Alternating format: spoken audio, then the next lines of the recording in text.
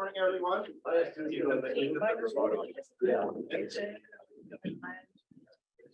All right, we're calling to order the regular meeting of the Board of Directors for the ReGen Monterey, April 21st, 2023, 9 a.m. Calling it order in honor of birthday. And just I guess before the roll call, we will see. Ida, have you received any emails or about just cause notifications or emergency circumstance requests? And if there's any board member in the public who would like to attend this meeting remotely with one of those causes, please raise your hand so we would know. I show none. Okay, this is all part of the new AB 2449, which we will be discussing later in the agenda in more detail. So seeing no one, roll call, please. Chair Campbell. Here. Vice Chair Shirley. Here. Director Laska. Here. Director Delgado. Director Blackwelder. Here. Director Askew. Here. Director Peak. Here. Director Barber. Director Polito. Here. We have a quorum. Thank you, Ida.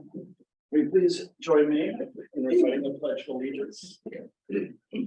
I pledge allegiance to the flag of the United States of America and to the republic for which it stands, one nation, under God, indivisible, with liberty and justice for all.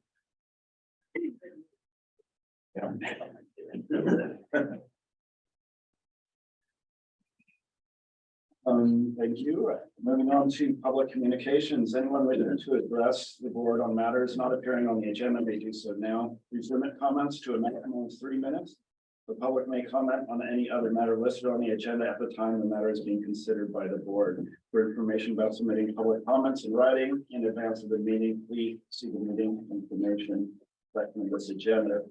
So opening public comments, if you're in the please approach the podium. If you're online, please raise your hand. I show no hands on. Okay, so no one online, no one in the podium. I will close public comments.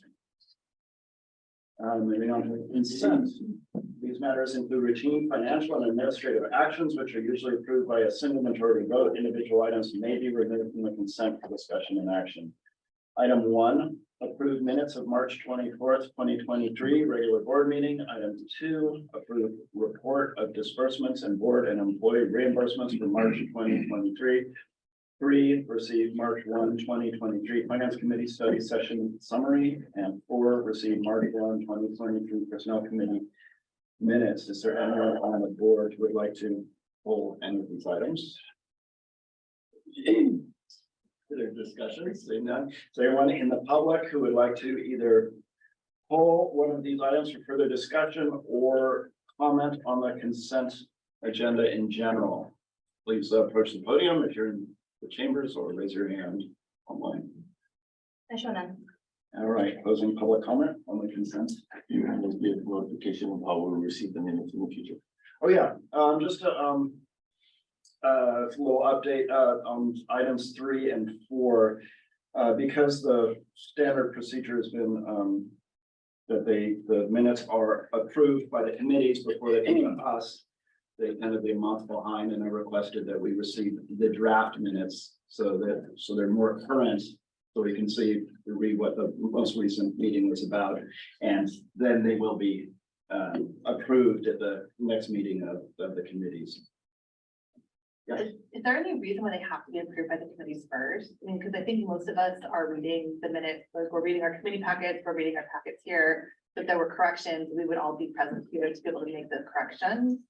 They have to be approved by the committee. I will defer to Rob on that. We briefly touched on that before, but could the committee meeting minutes be approved as an action here, or does it need to be as part of the committee? Minutes of a committee need to be approved by the committee. They do, okay. We're just thinking, try to streamline and make I staff. appreciate Okay, that. fair enough.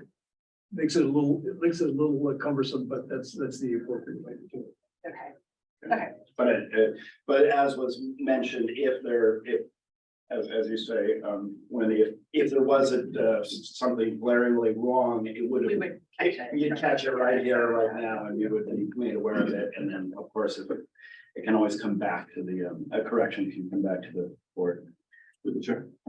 For the next meeting, you will see draft minutes and minutes that were approved, and then the following meeting after that, you will only start receiving draft minutes. So for the next month, you'll see it twice, right? Yes. At the risk of making this a discussion, the committees are, the minutes are posted, the video is posted online. Thank you very much. The public is well informed. All right, Thank you. good point. All right, so, we have a motion to approve the consent agenda. Move to approve. Yeah, thank you. Thank you, Leo. A motion a second, no further discussion, all those in favor? Aye. Opposed? All right, it passes unanimously. Moving on to, recognition and presentations, we see you have none. Madam Chair. Okay, thank you, and then, our discussion and action items, number 5, consideration and discussion of the budget process and 5% tipping fee increase for all material types for fiscal year 2023-24, and this is a discussion, correct? It is, and I have a presentation today that I'd like to give to the board on some of the assumptions that we have brought to the finance committee. With your permission, Chair, I'll take the podium so I can speak to.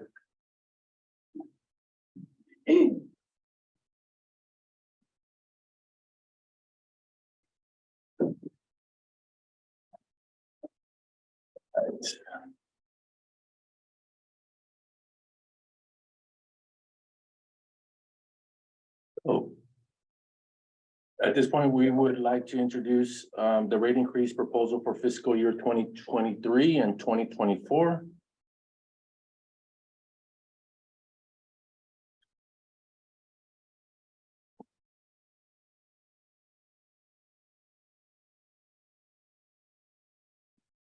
No luck, Ms. Ida. The down.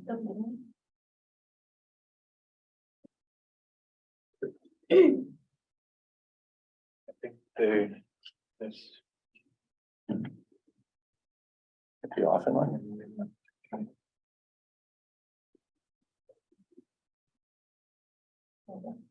That'll work right there. I'll use that one right there. Yeah, I'll reach over and help David. I'll reach over I'll reach over and. Okay. Use this one. I'll just use that one.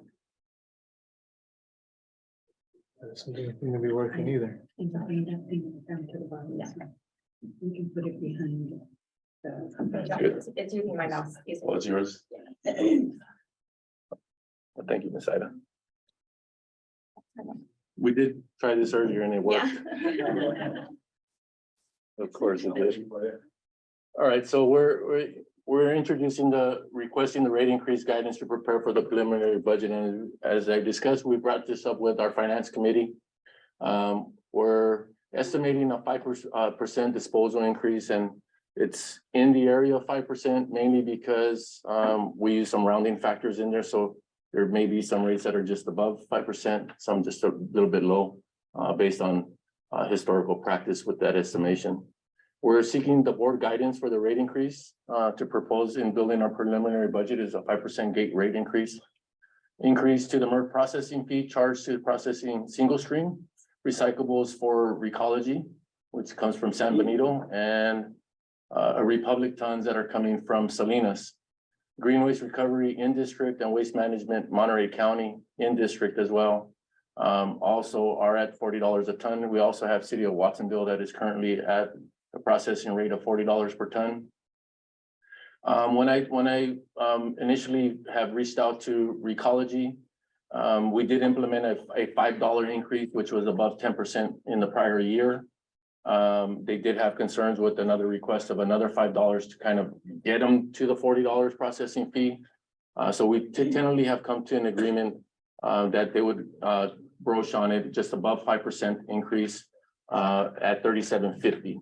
respectively, and Republic was a little bit of different discussion around where we tentatively agreed that 36.75, that was the 5% increase we put on our rates across the board. And the concern with Republic tons is they represent a large majority of our tons coming into our facility that helps facilitate our costs and our expenses. And we don't want to drive them away from the service that's only 8 miles away, where they can go up to San Jose and use their own facility at a lesser rate. So at this point, we are still the best option for them. So we look forward to continuing to provide service for City of Salinas on the recycling services that we have here. Some influencing factors around the increase is the CPI for 2023 is estimated at 5%. We want to keep pace with the cost of ongoing regulatory mandates. Right now, our primary focus has been around Senate Bill 1383.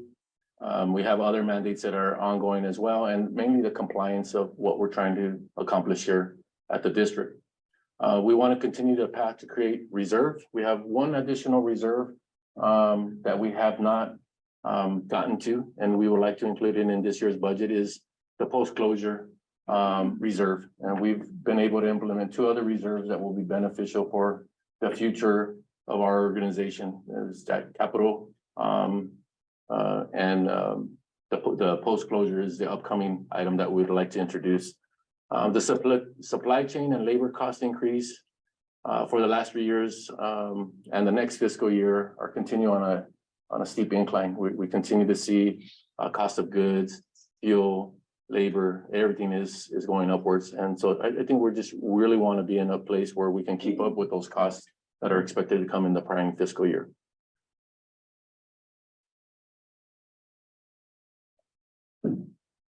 The customer impact based on those increases, and this is for the franchise customers, is between 8 and 1.3%.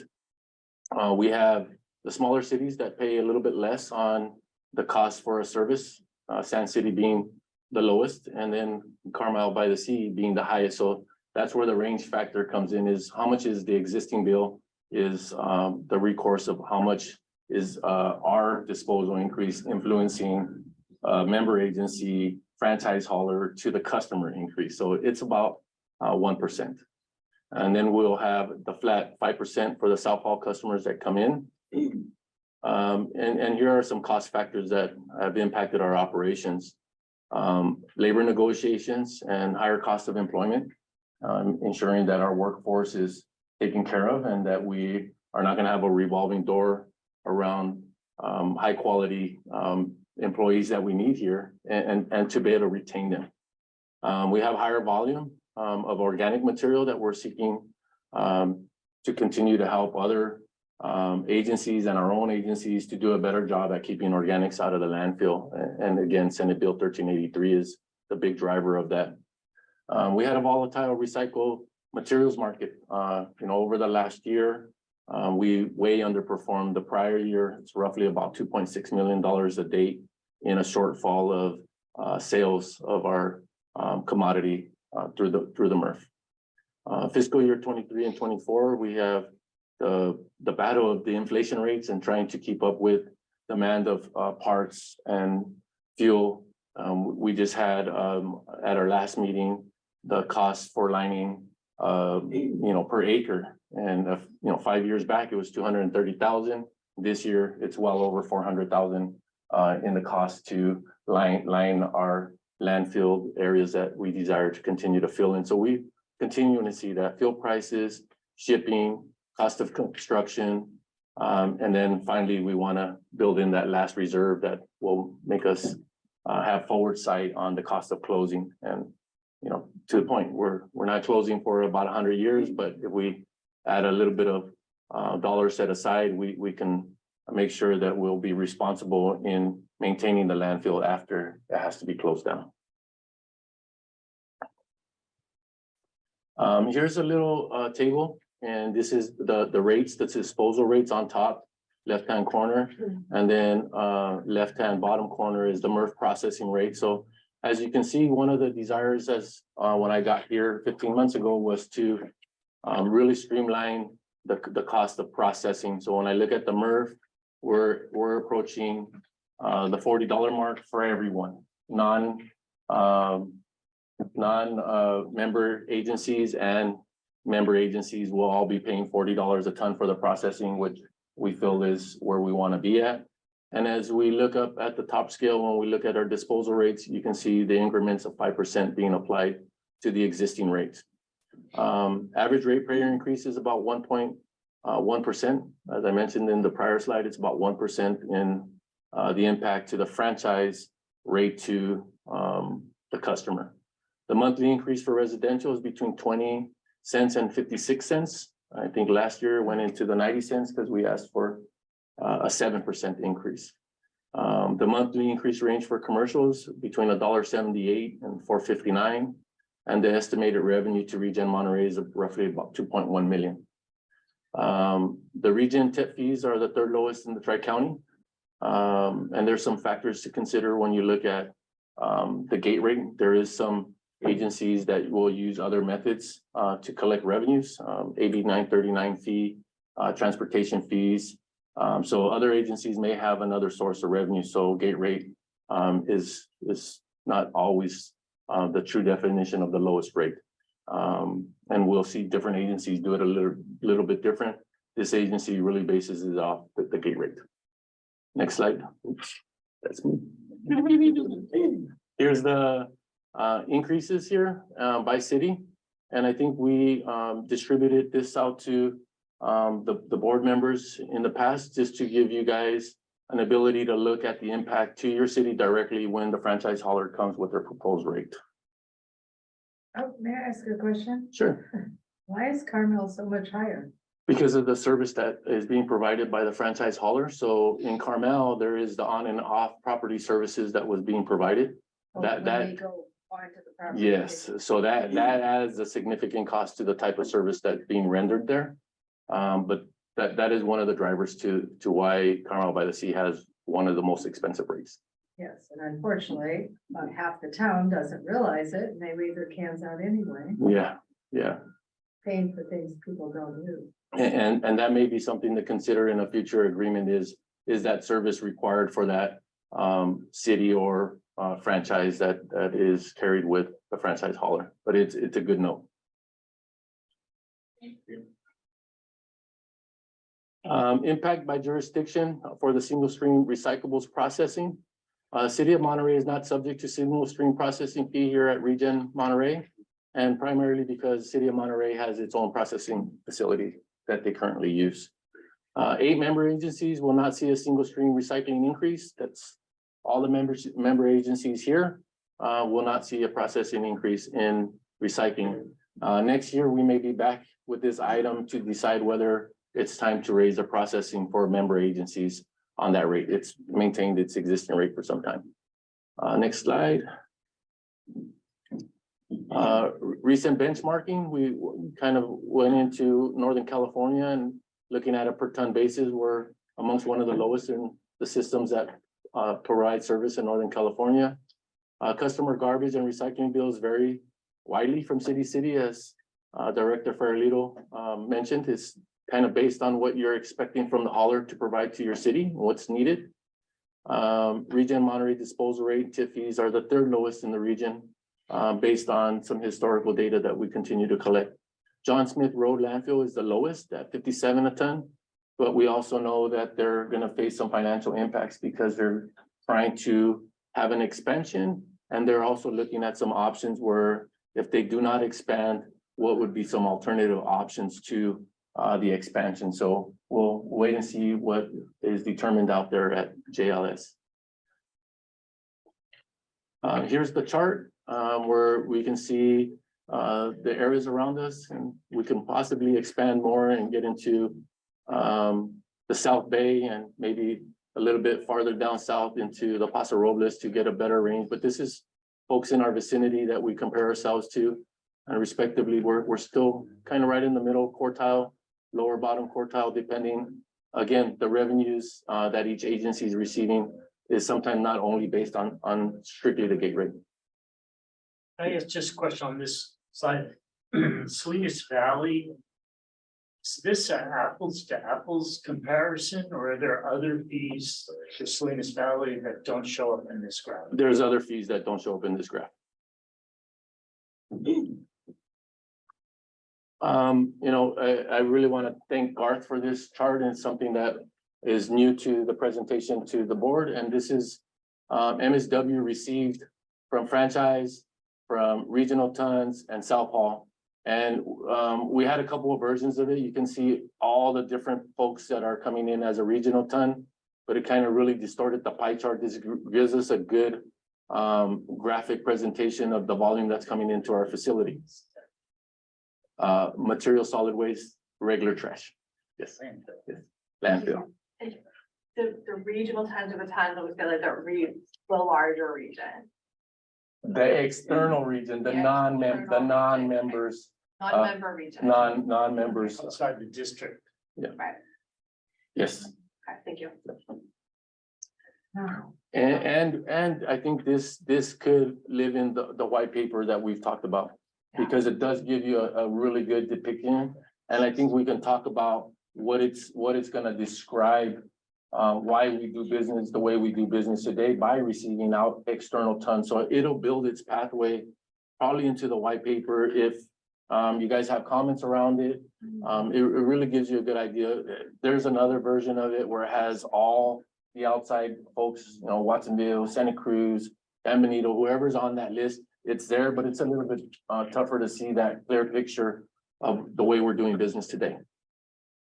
And the next slide is the same version on recycling. And again, we lumped in what we felt consists of each area. And as you can see, the recycling, a large volume of that is coming directly from the public, which is a very good visual help indicator for knowledgeability around it. And some of it is tied to the construction and demolition as well. And so we may dig into the MRF tons, and we may decide that we want to isolate single stream recycling from C&D tons and have two versions of that depiction because they may clear things up. But this is, I think, the first start to sharing a little bit more of the questions that are frequently asked around why we do business. So I hope this really hits a good sweet spot for more to come in our narratives in the future. And I'll take some questions at this time, and I appreciate your patience with me today. Great. Thank you for the presentation. It's great. Leo. Felipe, if we were not taking regional waste, which is what we were not doing when I first came on the board, we had no regional waste coming in. What would be our fixed rate if we were not taking? Roughly, I would say about $120 a ton. David, you have an idea? Just somewhere up there. And the economies of scale is big when you have a facility like this, and the cost per ton goes up as you have less customers. Yeah, and I think that's accurate. Adding to Leo's question is that what happens when we pull that out? And so we would have less volume coming from inside out, but some of the crews that we have would probably stay the same size. So we would still have the same operational expense, the same number of people, because that's what's required to operate it. So when you add some volume, you don't really necessarily grow your crew. You're just processing more and being more efficient. So I think those last two slides really land a place in where we're at, the decisions that we'll make in the future, the type of impact that it will make by taking 3/4 of your pie chart and saying it's no longer coming here. What do we stay with, and what do we represent after that in the future?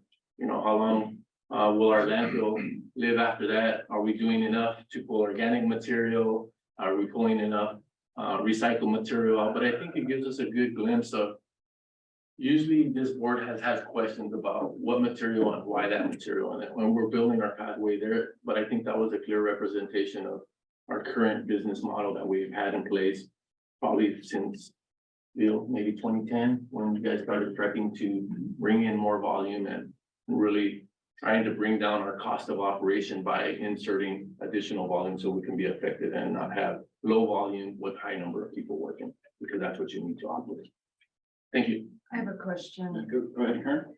Yeah, you mentioned that the recycling income was down quite a bit, correct? Yes. And I wonder why we don't take plastic film, which does have a market, as I understand. And we stopped taking in plastic film. What, in the last couple of years? There is a, we currently don't have a buyer for it. You don't? Because I understand that's one of the things that they can make things into in this country. It's, the material is too thin to pelletize. So the best solution for it is to superheat it, take it back to petroleum. To the petroleum, but there is no plant. Around here that we can send it to. Dave? Yeah, if I can add, Jay, so the desire to keep the film plastic out of the recycling is really driven by the machinery that we use to separate. So in the machinery, the MRF will treat film plastic the same way that it treats paper. It kind of goes through, it's light, and that's how it gets separated in the MRF. It's blown, a bunch of air is blown up in this big chamber, and the film plastic and the paper go up into the air and get separated out into the finished product of like I a understand, bale I of understand paper. that it clogs up the machinery, but I also remember attending, Jay gave us talk in Carmel several years ago about putting film plastic inside clear plastic bags so that that could be. Sure, and so some, if it comes in as source separated material, we have the best chance of doing something with it. So there are places at grocery stores where they will take the film plastic and they have bulk collections as far as like supermarkets and such, and then they can take that and they have a market for that material. For us, it's difficult and the volume that we get to store and to send it out to get recycled. Because Yeah. I know that in stores like Macy's and any clothing stores, every single thing comes in a plastic sleeve. And if you taught all of our clerks at Carmel Bay Company to put all that in big plastic bags, and we would put it out all the time, and then the rules changed. Yeah, and back in the day, you're right. There were programs and there were plans that could handle it, but those have closed. There's no demand for it. Is there any entrepreneurs out there that know how to make things out of plastic film? That would be great. Because that's a big volume, really big volume that's just going into the landfill. We have the startup challenge, the Monterey Bay Startup Challenge. We should go submit a request next week.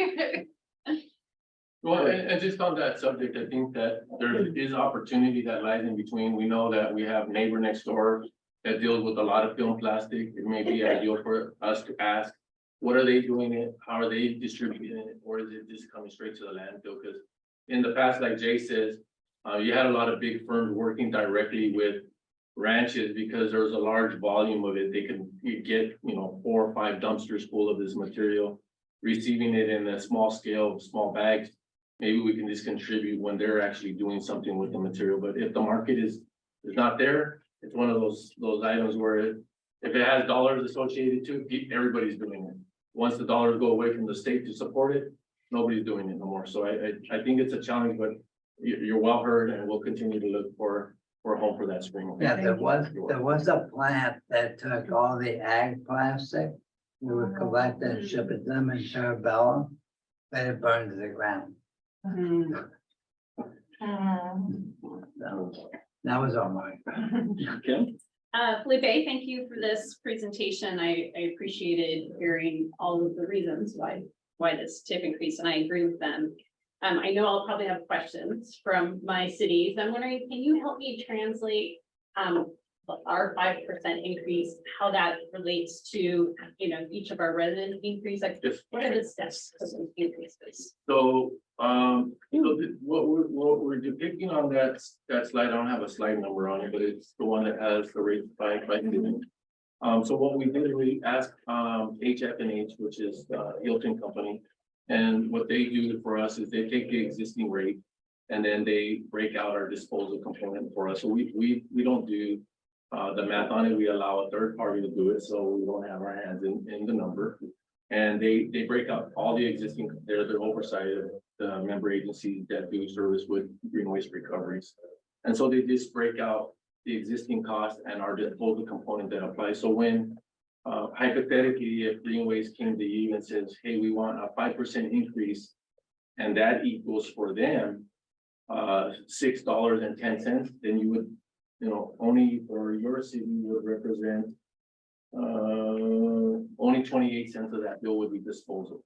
So the remainder of that is either wages, compensation, health and welfare, all the other fuel, cost of parts and maintenance. If that's gone up, that's where those other dollars come in. So this is just a breakout of what our component is, how it's impacting the hauler to the city request. So this is all, it's easy math. Whatever they present to you, subtract this amount, that's their components, and this is our component, how we're affecting every city. So when they come to us, it may be larger than this. It definitely, Okay. it definitely will be larger than this. Okay. So they may ask for same 5%. It does not mean it means 28 cents. It means that they're asking 5% on all those other components, fuel, health and welfare, labor, anything that's gone up for them year over year, they're gonna want be compensated for it. So you'll see their full request. This is only our request that impacts their request. So that's how we kind of marry them together, because ours does impact every city by this amount. Right. And then this city has its own fees on top of that, right? It has its franchise fee, so every city has a franchise fee, so when you ask for an increase, you're increasing your franchise fee too. So the city will then, that's a percentage of the total. Yes, and the city will have a percentage of its total based on its franchise. Thank you for that. Great question. Thank you very much. I had discussion items, but just for a question, thank you very much. This is great. The customer only sees a charge for their landfill, their waste, and no charge for recycle and no charge for yard waste. That is part of the contract. And is that with the hauler that each city and county has with the hauler, right? Yeah, because traditionally they lump it all into one rate, but I will make certain for everybody on this board that the hauler is looking at the cost to collect the recyclables, to collect the yard waste, and then they just blend the rate at the end to give you one service rate. Yeah. Yes, anyhow, I'm trying to make a point and getting confirmation. The customer only sees this one, the black bin charged, and the others, oh, it's gratis, right? It's an optics. May I comment? Sure. You are correct as it relates to single family households. I believe that is not necessarily the case for multifamily or commercial properties.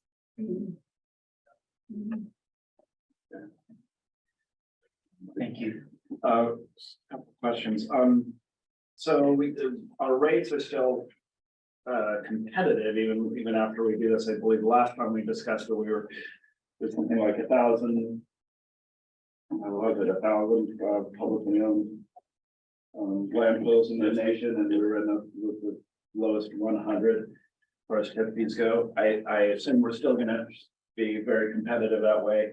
And I like that type of comparison. Is there can we make a comparison like that as far as the recyclables, Merck? Like how do our tip fees, how do they compare, generally speaking? These pie charts are interesting, and so the regional, the regional, that was a great question to clarify. It's regional, not including the member agencies. It might be helpful for me though, if when I see a pie chart like this, just as a side note, approximate net revenue from. What is our net revenue from the waste stream, and then what is our net revenue from the Merck? Just, roughly, just so I can wonder if that would be helpful for, I mean, I understand we have other revenue streams, the power and things like that, but I appreciate it. Yeah, so we can definitely look into that for the next one, for the finalization rate. Any other questions? Just because this is like, we're not taking action on this today, but if there's any comment from the public, because it is we're discussing rate increases, I'll open it up to public comment. If there's anyone from the public here who would like to comment on this, or anyone in the. We do have a line. Yeah, we have someone. Okay. Mike. Yes, just wanted to clarify something on the franchise agreements. The rates for each individual pays, or residential or commercial pay, those are determined by each jurisdiction, not determined by the district. So the district just determines the tipping fee, and then that's wrapped into it. And I'm not certain that all of the jurisdictions use the same cost allocation between things. There's some jurisdictions that may put a little more cost towards the commercial or towards the residential, but that's really each jurisdiction's decision, not the district's. Thank you for that clarification. Just as along those lines, the Seaside has something called the Mayor's Youth Fund, which is grants. I think it's around $50,000 or $60,000 every year to various Seaside nonprofits, and that is funded through our waste fees. So most people don't really know that, but so that cost is baked into what our Those are customers pay. those are the unique services that every city Yeah. could have in their agreement that has a reflection on their rate. Yeah. So Thank you for all the comments. I appreciate it. yeah, that was a really good presentation and well, for what we're all seeing and planning ahead for the future, I think a 5% sounds reasonable. As far as especially we do that funding for the closure costs. Go ahead. Discussion. Oh, sure. Again, thank you very much, and I appreciate it. I look forward. This is very insightful. And of course, the pie charts are a great, quick visual. And look forward to seeing more along these lines. So I support the fee increase, and in particular, the reasons for reserves and creating for post-closure. And to that point, I'm not so sure that closure of this landfill is dictated by volumetrics. And I think it could be a regulatory closure, and I leave it to more knowledgeable folks to guess when that is a possibility. I think, thinking along the lines of the revenue stream of drum I thumped a while back is to allocate also costs towards the recyclable as well as the landfill, the organics too, and then consider more public education as to what are the costs of all these. And to my point, in Pacific Grove, you see, oh, there's only a cost for things I throw in that black bin. There's no cost for everything else. Of course, that's far from the truth. And then there's awareness of the additional regulatory burden brought by SB 1383. Not that that's a bad thing, but just for people's awareness, the customers' awareness of what's happening. And I'm encouraged by the cost of the landfill goes up by 5% and the customer's cost goes up by 1%. So that shows, and we ought to make that clear to the customers that the cost burden for the landfill is much smaller than the total burden for handling waste.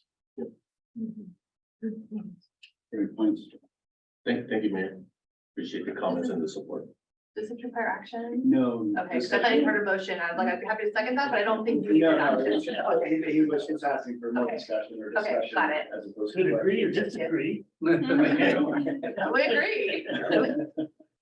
All right, I think, Some final comments, sure. Yeah. I think the final thing that we'll see is at the next finance committee meeting is we'll see the preliminary budget. The goal is to have it approved in the June meeting for implementation in July meeting. So we're right on schedule.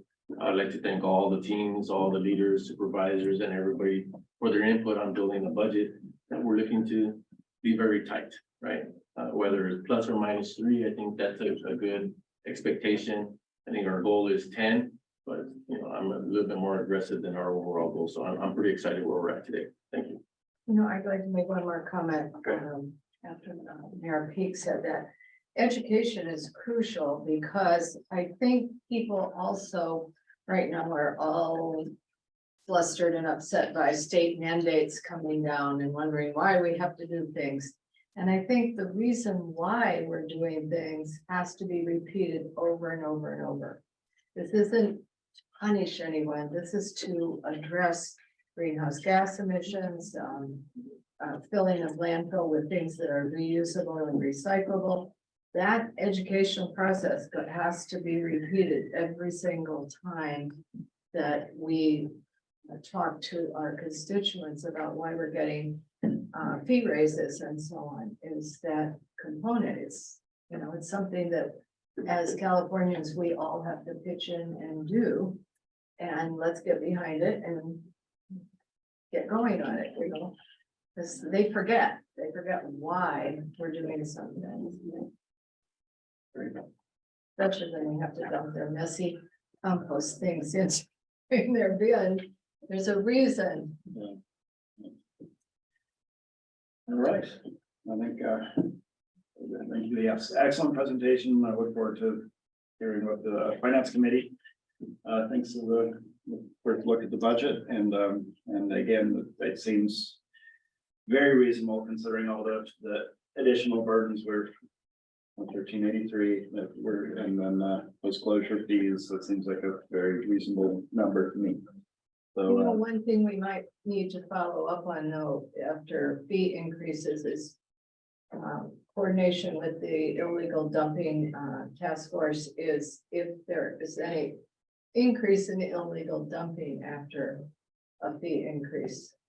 Because that would be a bad consequence that we should maybe consider how we could better handle.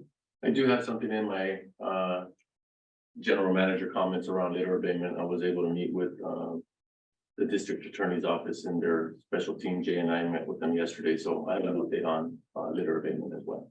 Great. all right. Thank you. Okay, moving on to item 6. Oh, I was sorry. Oh, I'm sorry. We can move on, but just, Karen, I appreciate that you like keep the litter abatement and legal litter task force on the forefront. And I know that you guys are in regular communication, but it may be something that would be relevant for this board to receive a presentation from the task force on sort of the composition, the work that's being done, just so that there's shared understanding and that the work that you're doing as a representative there can be shared with the rest of us as well. I think there would be value in that. I'm I actually just want to not- appreciate. I'm actually not the representative anymore. Dave Potter has taken over that. Oh, well, but- you're there, you're a but champion. I'm still very involved Yes. because I still get all the notices, so I read.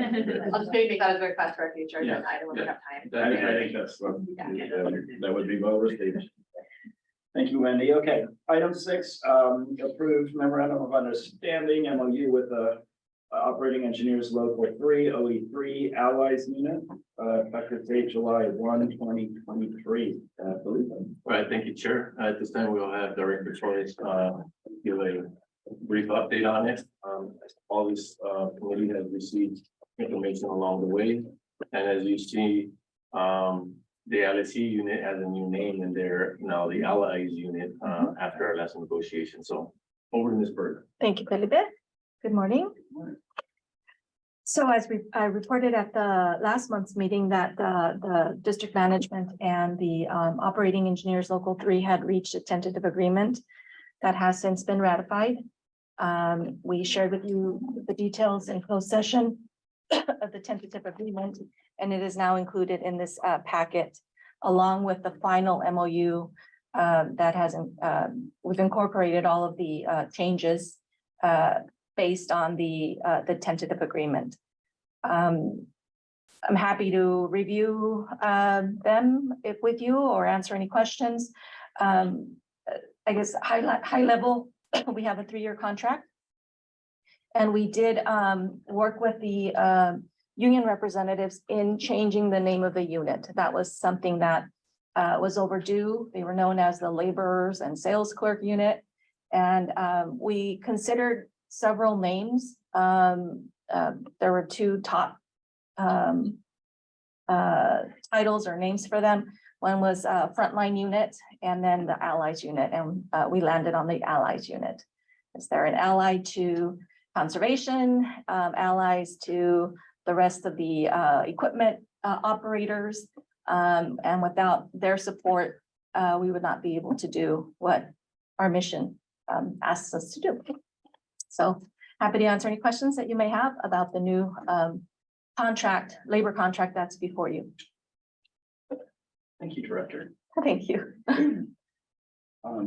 Any questions? I know we've been through this a few times. Seeing no questions. I'll open it up to public comments since it's an action item. Is there anyone in the public who wishes to comment on this? Ask a question about this agreement. Please approach the podium if you're in the chambers, or raise your hand if you're online. All right, closing public comment on this. I'll start by saying great job. I feel really good about this, and thank you for your work and getting this through quickly and efficiently. I think that was, and I like the name too. I like it. Good name. So thank you. 4 months better than last year. And then the continued support from this board to do the right thing with our frontline employees. I think the employees are ecstatic about the position that they're in. We've continued to put our leg forward on one of our key elements and strategic priorities, and that's our people. And we definitely shown this. I've had the opportunity to go and meet with the other units. And in my quarterly sessions that I have on updates and what we're doing and our mission and what we're accomplishing, I also included the update around the agreement that we entered in with this unit. And it was well received by the majority of folks in the other units, mainly because it's a priority of ours. It was a priority from day one when I came in, and the result is our continued effort around frontline employees, and they know it. It's not no surprise, and you don't have a whole bunch of different stories of it. They've heard it from me. If they have questions regarding it, they can come and find me. So I'm pretty excited where we're at with the efforts that we put around this agreement that we have in place today. Thank you. All right. More comments or discussion? All right. How about if we can get a motion to approve the MOU with Randy, there's a motion in a second. No final comments. All those in favor? Aye. Opposed? Great, unanimous. Thank you very much. You're welcome. I think I have the next one too. Approved general manager annual performance review procedure item 7. Yep, thank you. So before you is a procedure that was developed with the direction of the Personnel Committee. And it is before you with their recommendation for approval for completion of the general manager annual performance review. So it would be his first annual performance review. The board did provide our general manager a probationary period review last September, and decided that rather than have a performance review completed again in January, which would have been his anniversary, that it would be best to push it out until the end of the fiscal year so that they would be completed at that time. And the procedure before you provides for peer review, self-assessment, and then that information data is going to be brought before the board for their review and consideration as they develop their review. That's so that it's all incorporated into the final board review. If we continue with the timeline that's established in the procedure, then the expected, the general manager will receive his annual performance review in the month of June. And I know in the personnel committee, we had a different timeline. It would have been in July. However, because the personnel committee decided that they wanted to use the same format, the same procedure that we used the last time, then we eliminated that need to make those changes that personnel would have wanted and then bring it back in May. So eliminate that step, and now we're ahead by 1 month. So. Great. Yeah, that's, yeah, since we did this last time, it should be fairly straightforward. Yeah. And then, are there any questions from the board? No, great job. All right. Yeah. It does say, that for the general manager, I know performance review procedures, that mean it's a action. Yes. Okay. All right, thank you, Randy. Second. And a second from Leo. Thank you. Is there any public comment, opening it up for public comment on this? In the chambers, please approach. If you're online, please raise your hand. All right, seeing no public comment, closing public comments. We have a motion, a second. All those in favor? Say aye. Aye. Opposed? All right, so unanimous. Thank you, everybody. Moving on to 8, discussion and consider approval of board member teleconferencing policy. Felipe, I believe this is. Thank you, sir. We're gonna move this to Rob Wellington, our district representation. We have had prior discussions. We've had prior scenarios take effect. And I think this is our best attempt to put a policy in place that everybody has awareness of what we can and can't do going into a committee meeting or into this board meeting. And thank you for everybody with their patience and you trying to get it right and provide the best opportunities for us to be able to attend, whether you're here or you have an emergency, on how we apply all those policy to a policy change and get an approval today so that we can be all on the same page. Felipe is correct, and as you know, I mean, we've been going through process after process. Seems like month after month, we've got something new relative to teleconferencing, video conferencing, whatever.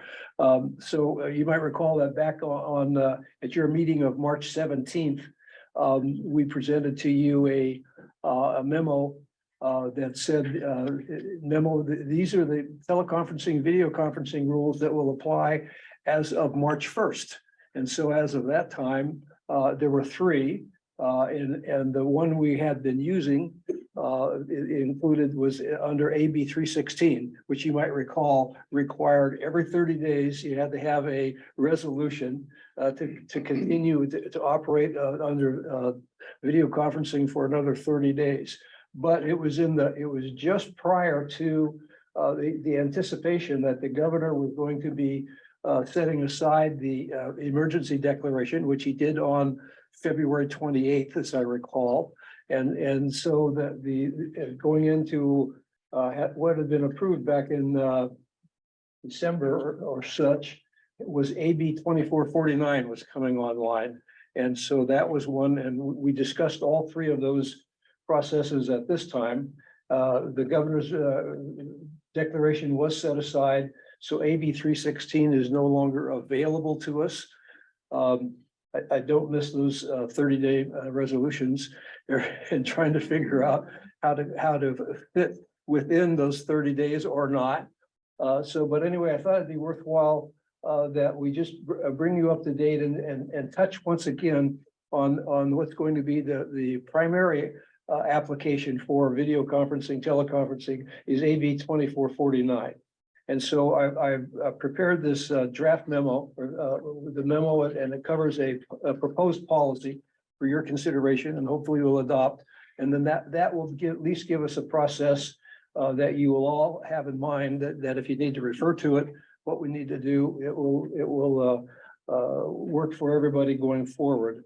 As noted, I'm just going to touch base real quickly on the policy. You see a number of definitions, which all are pretty standard.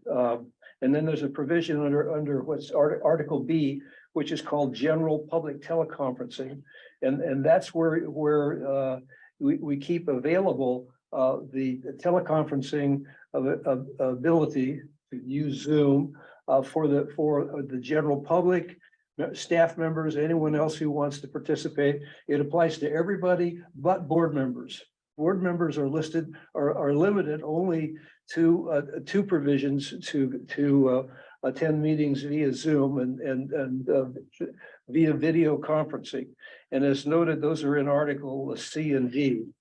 Article C goes back to the original, and we've talked about this before, what I call the traditional, the pre-pandemic Brown Act rules that have been in effect for a long time, have to do with regard attending via, and you can be either video conferencing or teleconferencing. It could be by telephone. And that's been around for a long time, 40 years that I know of.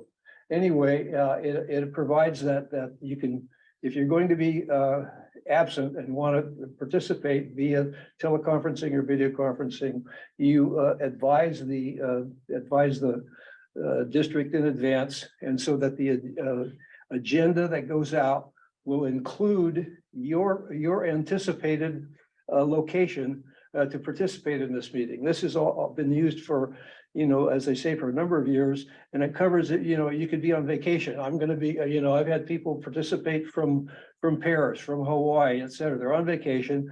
They want to participate in the meeting. You get your notice in, and it becomes, that notice is on the regular agenda, and then you have that notice, and you need to post it at the location where you will be participating, and that location needs to be open and available to the public, and they can participate in the meeting as well. I've always wondered what happened if someone showed up in Paris and said, "What room is so and so in? I want to participate in the meeting." Now, Supervisor Askew has used this process with all of the meetings she has to attend. There's so many of them that her goal, I think, has been to use it for committee meetings whenever possible.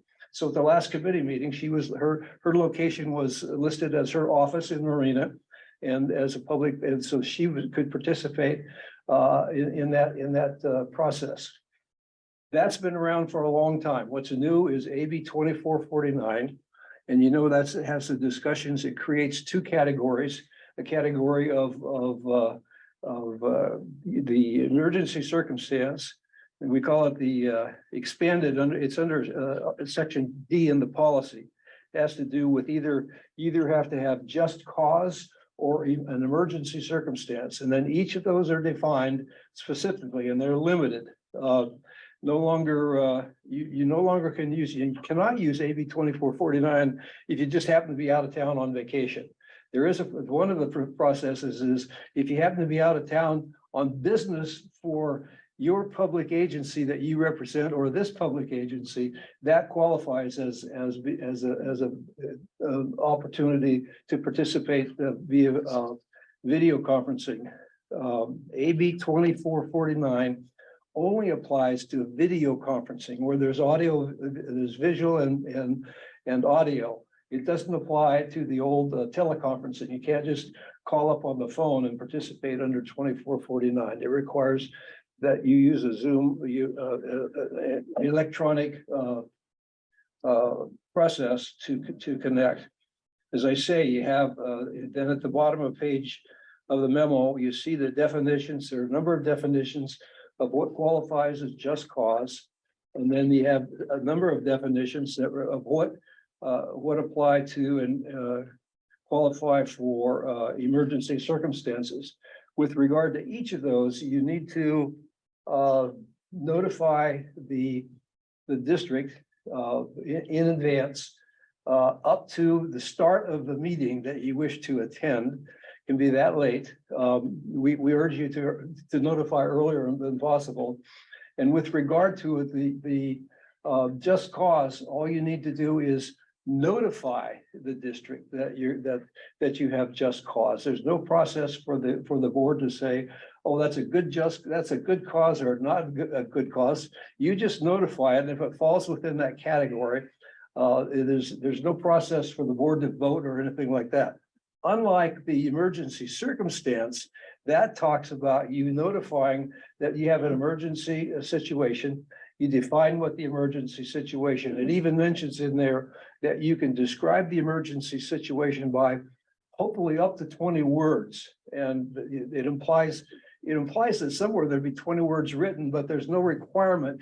There's no requirement for that to be in writing or to be in an email.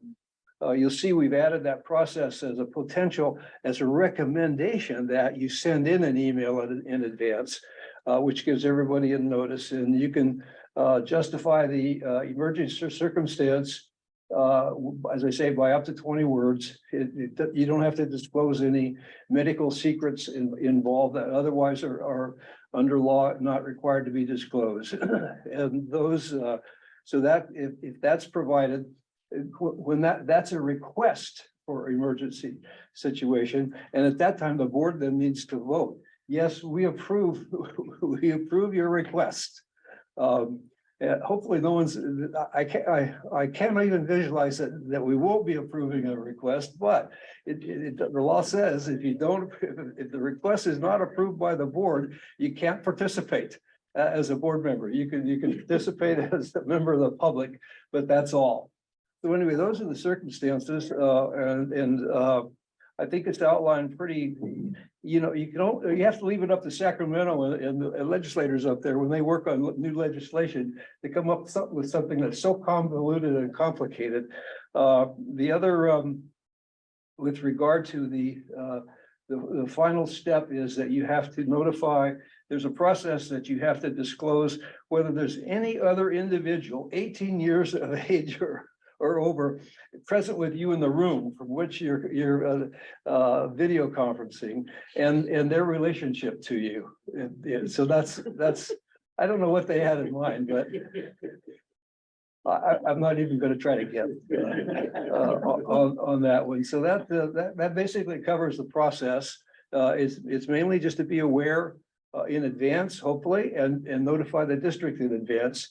I just put a recommended provision in there that you send an email to Ida so that it's present and available to us actually before the meeting starts. If you want to just come on the Zoom at the last moment and say, here I am, and by the way, I've got a just cause or emergency circumstance, you can do that. It just would be a little more convoluted for the board to deal with.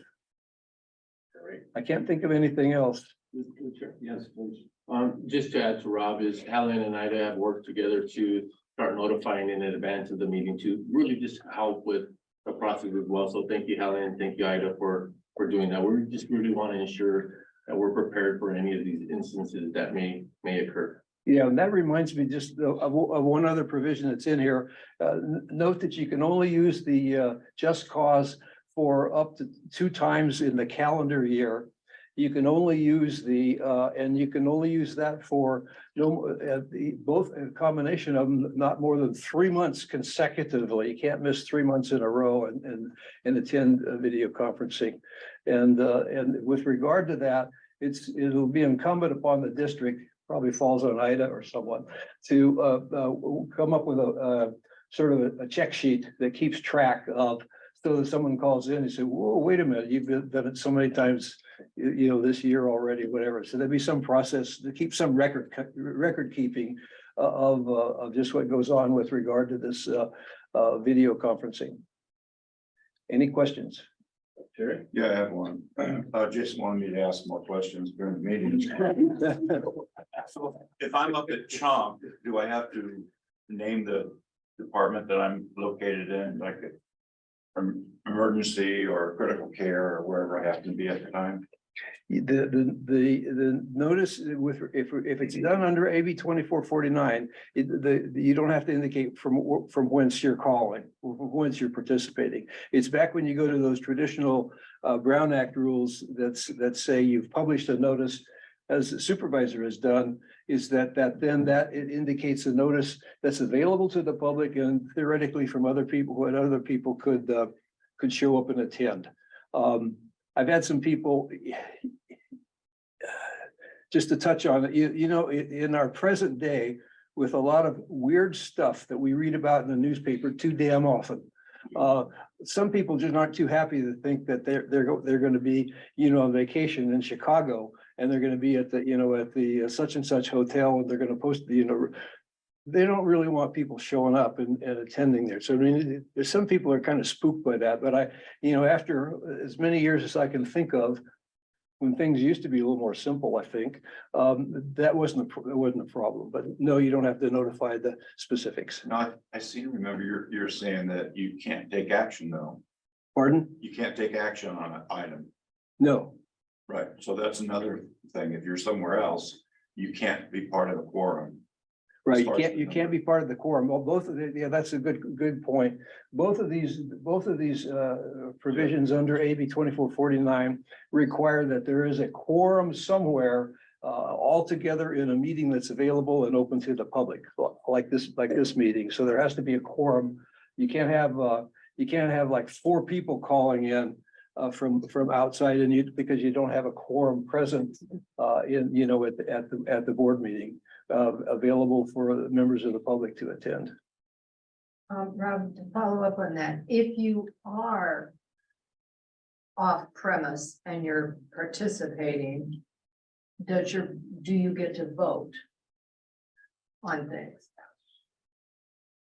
You have to qualify under either one of those provisions. If you don't, you're just a member of the public. You can't vote. You can't participate. You can participate as a member of the public. You can make a comment as a member of the public. But if you qualify, Yeah. then you can vote. Yeah, then you're fully present in the meeting. That's what AB 2449 provides for. And obviously, this is because we're supposed to be in a meeting, not That's missing meetings. That's the bottom line goal. We're not all participating remotely now. You know, in present is the key word for future meetings of legislative bodies. Is there a minimum number of meetings that a director can miss? Yes, yeah, you can only under the just cause, you can only miss 2 a year. And interestingly enough, even with the combination of just cause and emergency, you can only miss not more than 20% of the meetings of a year. That qualifies as 2 for entity that meets once a month. So you're limited to 2 a year. And no more. Like we have 2 members absent today. Right. Oh, well, they're not participating. There's no check with regard to their participating for missing 2 meetings under 2449 in the future, because they're not present and involved in this meeting at all, even remotely. So it only applies to whether you're attending remotely. You can only do remotely twice a year. Okay, my question, maybe you didn't Is understand. unexcused absences from Unexcused the dais. How many, do you know offhand what the policy or the requirements are as far as unexcused absences? None of that falls to required absences. None of that falls under the rules of AB 2449. That could be a separate policy of this board, that if you had X number, if you wanted to create a policy, a separate policy dealing with attendance of board members at meetings, either in person or remotely, you know, that would be a separate policy to look at. Okay, I'm one lifeboat case. I'm gonna ask you, I'm driving out here, I have a flat tire. I get on my computer and I say, hey, I can do this from the side of the road. What happens? That might be an emergency circumstance. That's the emergency. Yeah, right. Yeah, Okay, because I can't post my car. right. Yeah, exactly. Yeah. Now, unfortunately, let me back up. 2449 only applies to video conferencing. It doesn't apply to telephone conferencing. Telephone conferencing, Trusty left. if you got your iPad there, you could do it. But teleconferencing only applies to the old traditional Brown Act rules. Okay. Great. I have a couple, points. So it's interesting, so the airport district recently did have one of the emergency requests from a board member for an emergency participation via the new rules, and they voted no. So That's not required a vote on that. it's the board was required to vote to accept the emergency conditions, and they voted. Yes, Oh. you're correct. Okay. The emergency requires you have to say what the emergency is, and then that has to be voted on and approved by the So it board. was just an The interesting point. the notification, the just cause, if you just call up and say, I just broke my little finger, or a fingernail came off, and so I'm not gonna be able to attend. That's just a notification, and there's no vote on it, even though you might want to. So anyway, just an interesting point. One correction, in the policy, so under the traditional Brown Act, I do sit on the Central California Alliance for Health Board, and we have multiple counties. So we do not have a quorum of members at a single location. There is a quorum of members at notice locations at each of the counties, and then all zoom in together. So I think that language, you maybe just want to check on the clarification. yeah, of it's the way that was written. Yeah, in the and policy. I don't know that I said that under the traditional Brown Act rules, it applied if you have members present in the jurisdiction. So you could have, theoretically, you could have 2 or 3, say you had a 5-member board, you could In the have 3 jurisdiction. members Okay, of the I board misread that. all Thank you. participating from their homes within the jurisdiction. That would qualify as a quorum. Okay, thank you for that clarification.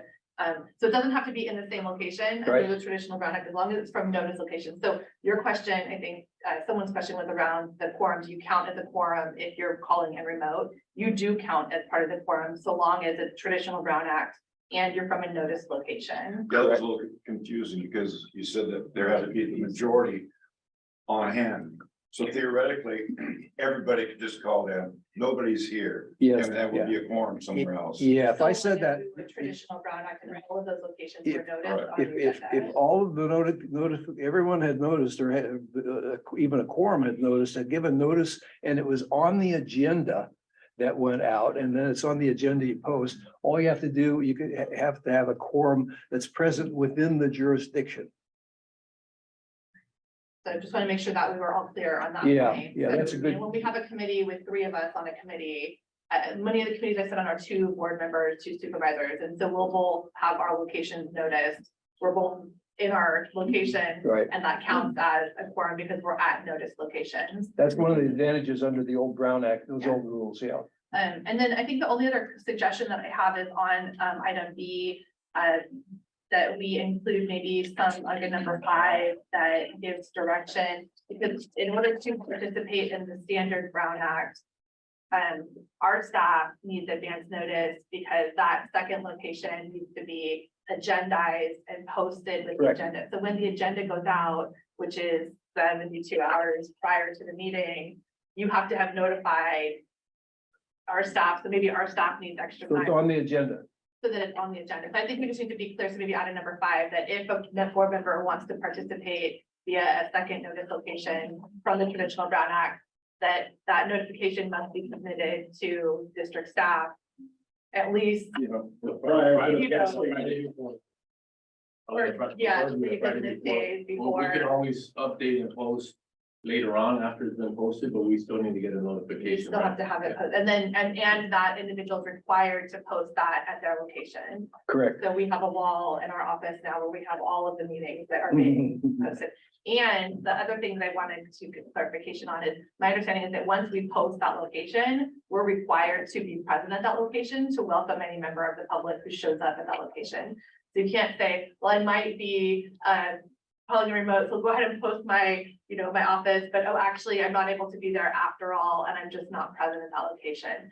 That's also problematic. That would, yeah, if you're posting a location from which you're going to attend under the old Brown Act rules, You have to be there. that's where you're gonna participate from. And then, as again noted, it also needs to be open to the members of the public. If someone shows up and say, well, gee, I hear there's gonna be a teleconferencing connection here, I'd like to participate as well. So that applies.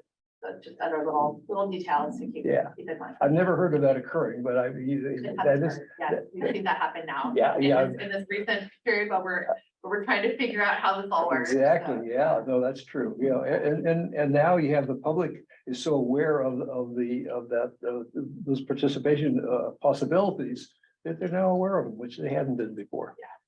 But thank you for putting this together, and thank you, team, for bearing with us.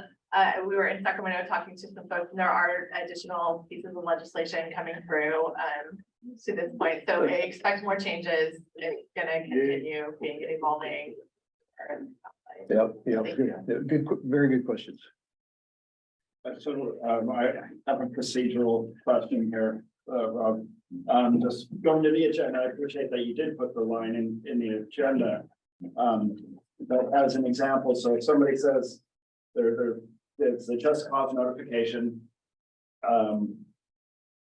I would re-roll, they would say here and Yeah. part of the, Right.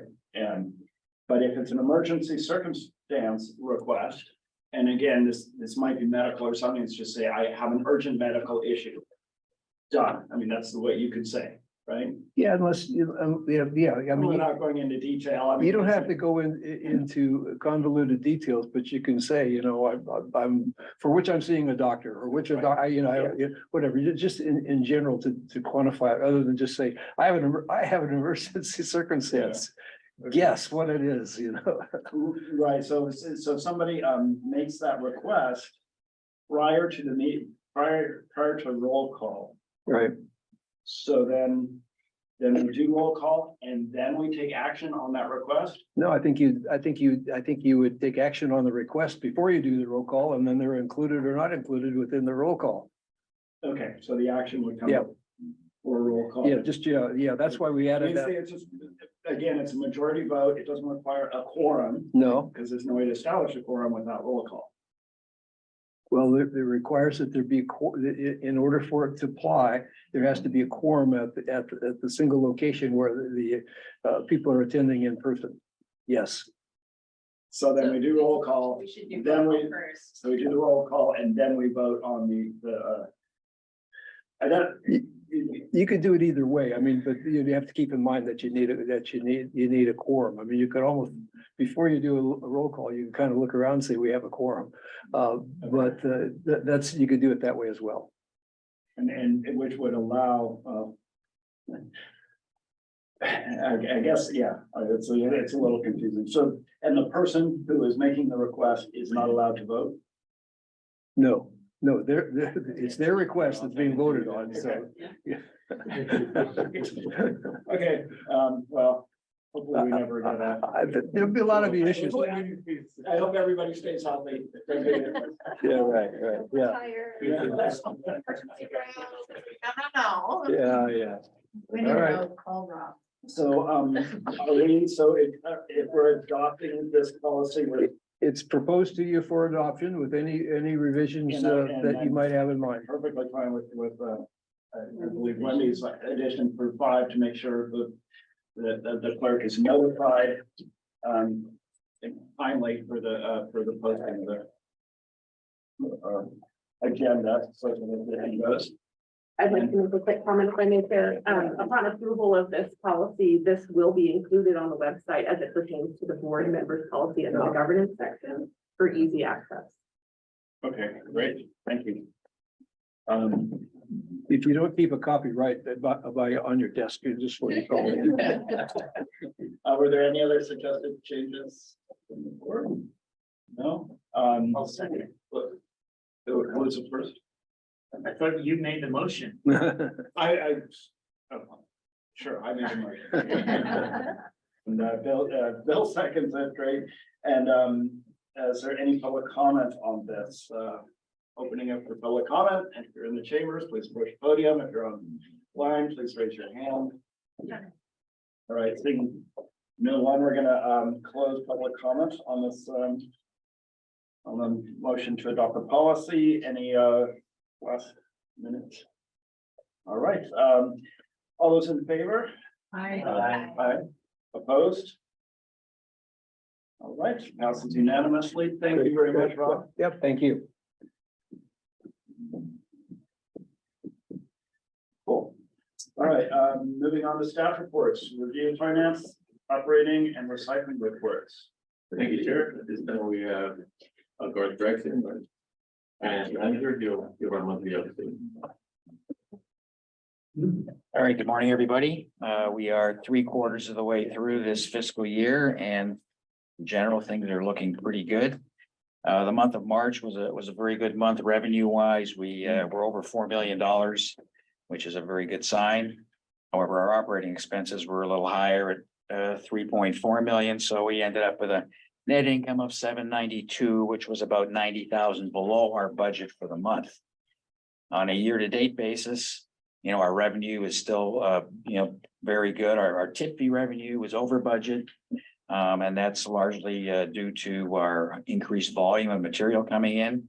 However, as we have talked about in the past, that's somewhat offset by the fact that our MRF revenue is down quite a bit from budget and from last year. That 900K shortfall, is that mostly from the MERV? Yes, that is almost, you can say that's entirely the MRF is driving that shortfall in the other revenue, because the power revenue was very strong. We're over budgeted by about $1 million on power revenue year to date. But we're about 2.2 million below budget on the MRF related revenue. And that includes all of the MRF categories. It's just the MRF product sales, the CRV revenue we get from the state and our processing fees. But the biggest chunk of that is the fact just we're getting lower prices for our commodities. It's interesting that usually everything in this world is going up due to inflation, except products coming out of the MERV. Yeah, exactly. And what's most disconcerting is when we have like a product like mixed paper, we actually have to pay somebody to come and take it away. We don't get anything for that, which is, not a good scenario to be in. So, bottom line there for the year to date, we're about 7.6 million in net income. We're about 143 above budget year to date. So we're about 2% above budget in terms of our net income. And so things are looking pretty good, I think, for the last quarter of the year. I think we'll be very, very close to our budget numbers for the overall year. In terms of our material coming in, March was a very big month. We had over 90,000 tons of material come in, which from what I could find, was the most material that's ever come in a month here. So Is that power related? well, it's power or just kind of general storm related activity. But yeah, I think we've seen a big jump because of that. And we'll probably continue to see pretty high volumes for the next couple of months or so as that material continues to come in. Wet material, so it's heavier. Well, yes, some of it could be wet. So yeah, it is heavier. And yeah, so that's an ongoing situation we have right now. And so year to date, we had about 98,000 more tons of material come in this year than the same period last year. And again, a lot of storm related, material that's come in so far this year. In terms of the MRF activity, we're just over 91,000 tons of MRF activity, and we're about 9,000 tons ahead of where we were for the same period last year. In terms of our diversion rates really have not changed very much. Our rolling 12-month C&D diversion is about 58% compared to about 59% last year. And our single stream is about 66% compared to 67% last year. And the total MRF is about 62% versus 63% last year. So we look kind of over a 2-year period, the numbers have not really changed very much. So that's kind of where we are year to date. Be happy to take any questions if there are any. Yes. Yes, I have two questions. Who pays the tip fees for the emergency dumping that's going on? Does FEMA come in and give us that? Pay for any of that, or is that? Well, it's whoever brings the material in is paying the tip fee. So, you know, there are some contractors that are being used at different localities to bring in the material, so they pay the tip fee when they bring it in. Now, as far as FEMA claims, you know, there will probably be claims filed by either the hauler or the municipality or both. But we're not getting any compensation from FEMA for any of this material. FEMA, we have a FEMA representative on site, I think, who's kind of watching the material as it comes in to kind of see what the volume's like. But that we're not directly involved in dealing with FEMA on any of these. Yeah, so, Cal OES and FEMA have taken the lead with Monterey County. We developed a Monterey County account. And so Monterey County will be liable for the payment. In light of what's happening in the background is that Monterey County will be requesting from FEMA to support the payment for the cleanup services. We good relationship with the county's gonna pay. But essentially FEMA's in the background, and I have an update in my GM report on volumes and items we were able to capture during that time. And I think it'll give us a good retrospect of what we're receiving as additional volume to normal business. And I have a second question. Since the MRF income is down, have there been any conversations with other districts to see if they're experiencing the same kind of fall off in MRF? I would expect they are, because, you know, our prices we get are sort of driven by the global economy. You know, we get our pricing from our brokers who deal with commodities from, you know, all over the US, for example. And they just basically tell us, well, today, here's the current price for cardboard. And, yeah, and it's the same for everybody. It's, You know, this is an educational component as well. If we don't have companies utilizing the recycled goods, we really need to compel people to use less plastic, use less things, because we don't have markets. So that's a missing part of the education, is we as inhabitants of the earth need to do a better job, because there's just no place for a lot of this stuff to go. We think it's going someplace when we throw it in that blue bin. And the real story is you're paying people to take some of it away. well, it does ultimately get used in some kind of, it does ultimately get used in some type of a recycling fashion. However, we're just not getting any money for it because of the way the market is working right now. There is an oversupply of mixed paper. Well, see, that's the problem. And There's an so, oversupply so of people- all these things we throw away. So people are taking it, and it will get used eventually. It's just the way the market pricing is working. It's just not a high enough demand for it that people are willing to pay to get it. It's easy to get because there's, I guess, so much of it around right now. But you know, that can change. And as I've talked about before, you know, we had the same situation 3 or 4 years ago. Like mixed paper, for example, we had to pay somebody to come and take it away. But then the market changed, and then we were getting money for it. And it's like the stock market, you know, the prices go up and down. And I don't know that it's terribly reflective of how much of the material is getting used or what it's getting used for. The fact, yeah, I guess if there was really no demand, you know, the brokers would be telling us, we don't want it, you guys just have to keep it. But we can, you know, people still come and take it, but unfortunately, for that item, we have to pay to take it away, but we still get paid for all the other commodities. But the prices have dipped quite a bit from where they were, you know, 2 years ago. Thank you. Sure. Yeah, so just to, I appreciate your concerns around, you know, where the market is and the education around it. Yesterday, I was watching Lester Holt in the nightly news, and they had a segment on 1383, and it was a very healthy segment around the food waste efforts around keeping food waste out of the landfill. And it was very interesting in that because the education component around that short segment was we're still cooking too much in the household.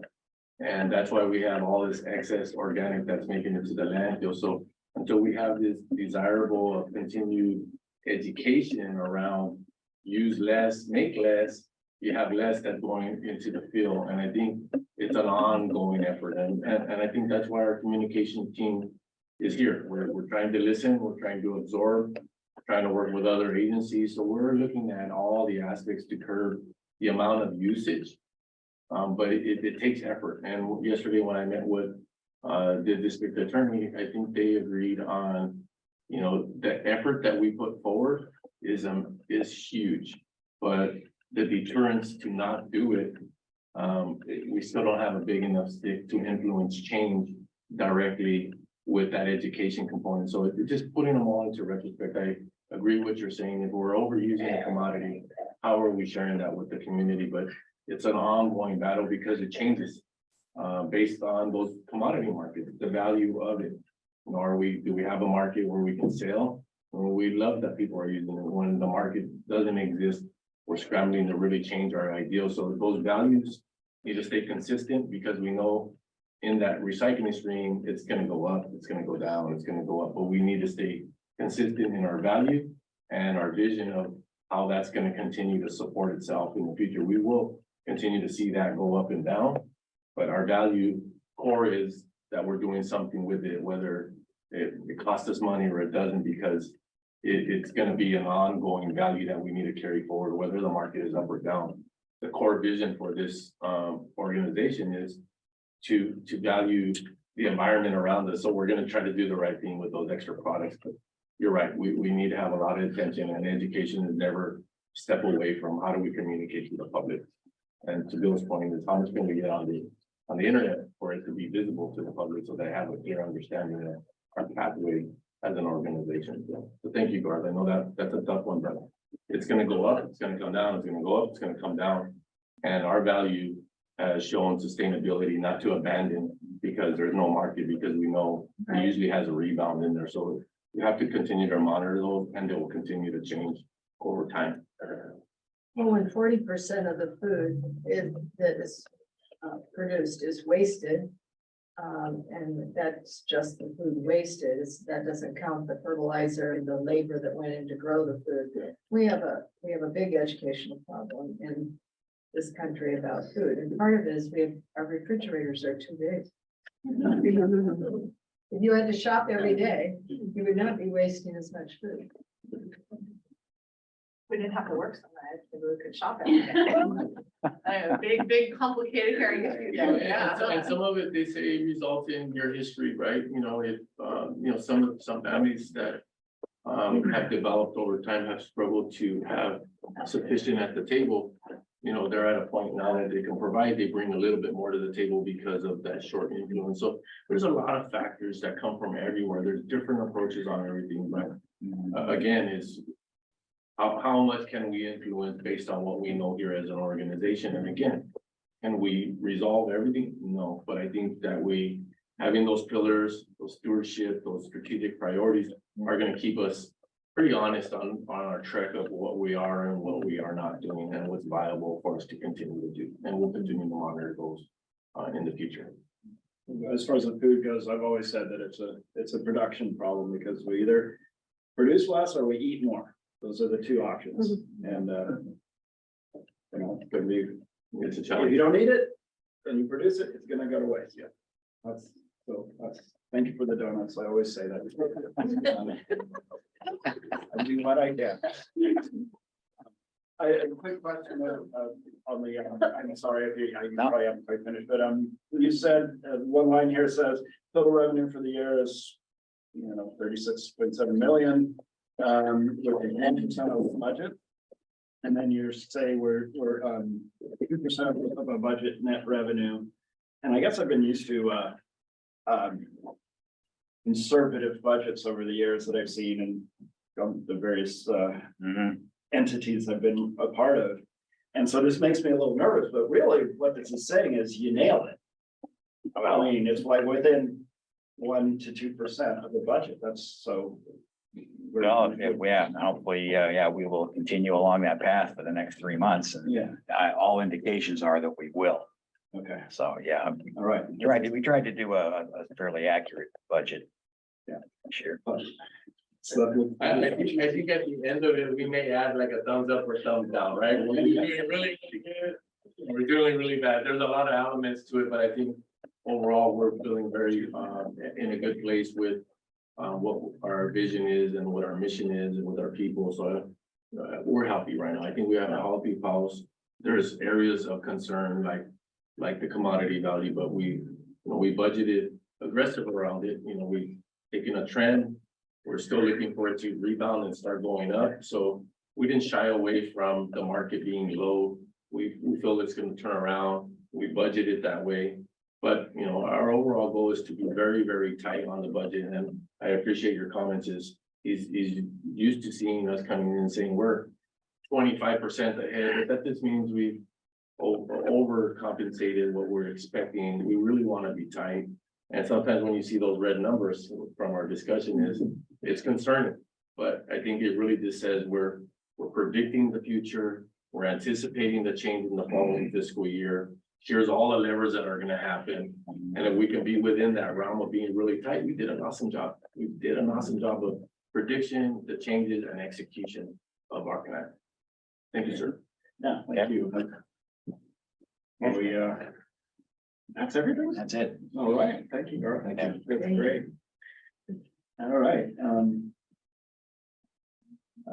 moving on to item 10, which is the report on the Technical Advisory Committee and SB 1383, March 8th meeting.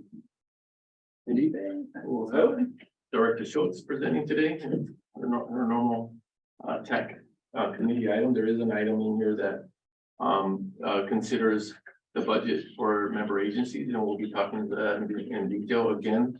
Up front, historically, we are the middleman for this request from the member agencies. And, one of the biggest points is if every member agency tackled this on, I think we talked about it at our last tech committee. I think Mike really nailed it on the head is every city would have to hire 0.4 of a full-time equivalent to do 1383 all the way across. That would wind up with every city carrying its own burden around 1383. We've kind of confined it back down. And now we allocate a charge of that cost to maintain 1383 and its objective. So at this point, the options are going to be set in front of us. They're just us collecting and then redistributing back out. So I'm pretty excited about where we're at. It took a lot of budget narrations and working with Dave Hilton and the haulers to make sure that and all the member agencies that participate, that we're all in alignment and agree to what's going to be presented today. So thank you, Zoe, for taking this on. Thank you for the update and preface. That's relating to item number 4 for everyone who's in the meeting today. Good morning, Zoe Schultz, Director of Communications. I want to take a quick second and give a shout out to Eric Palmer, who is our Public Education and Outreach Coordinator. There was a lot of discussion that was had just now about how we educate the public about what to do and how their part influences our operation. He does a fabulous job on a daily basis with storytelling on social media. So follow us on Facebook, Instagram, LinkedIn, Twitter at ReGen Monterey. And a lot of those stories are being told on a daily basis, thanks to Eric's great storytelling. So why I'm here today is to give an update on the TAC March 8th meeting that we held virtually. Item number 1 relates to a presentation that we had from Clark Colvis, who is Green Waste VP of Collections. Clark presented to all of our member agencies a highlight, kind of an overview highlight of all of the annual reports for the Green Waste member agencies. That presentation consisted of some information about tonnages collected by material type, municipal solid waste, which is landfill material, recycles and organics, and diversion percentages for each as the customers are diverting their own material in their carts. It also provided some tonnage information and diversion percentages broken down by customer type, single family dwellings, multifamily apartment complexes and condos, and commercial, and some of the roll-off boxes that are delivered to our site. So that was really great for us to hear that presentation and the work that Green Waste doing on an annual basis. And they highlighted some items for 2023, some goals for 2023. The first one is increasing customer participation in organics programs per 1383 through outreach and public education. We're working very closely with them on that. Increasing participation and outreach through the schools. The schools are actually handled directly by Waste Management in our member area, but Green Waste has some affiliation in that many of those students who attend schools go home to be serviced by a Green Waste can in their own home. So integrating them in our public education and outreach as those messages travel home is important. And they're going to be doing some increased tabling and presence in the community post-COVID. They'll be attending some Earth Day events this weekend alongside our team. And Felipe will give an update about that in his general manager comments. And working to increase material diverted in the blue and green cans and minimizing trash that's collected. So those are some of their goals. Happy to share that presentation with any of the board members if you're interested in kind of digging into some of the details. Your staff does have that as well, but happy to forward that on. Item number 2 is we had an update from Dave Hilton at HF&H for the franchise rate updates that will be coming to your councils and boards soon. Again, the overall rate increase is projected to be between 3 and 7%, and that would incorporate the 5% tip fee increase pending your board approval on that item. Item number 3 is we're looking to work with the County of Monterey as well as Salinas Valley Recycles. One of the things that is required of the jurisdictions is to conduct inspections of edible food recovery generators. And those are called tier 1 and tier 2 generators. Think of large supermarkets and grocery stores, restaurants with high capacity seating, hotels, sporting events complexes, food service distributors and wholesalers. So we'll be working to conduct those inspections to make sure they have edible food recovery programs in place. So they're connected with the Food Bank for Monterey County, for example, or Feeding America, and have a contract in place to make sure that they're donating their edible food. The way that 1383 is working is making sure that we're looking at the biggest generators first and then kind of trickling down as it relates to edible food recovery.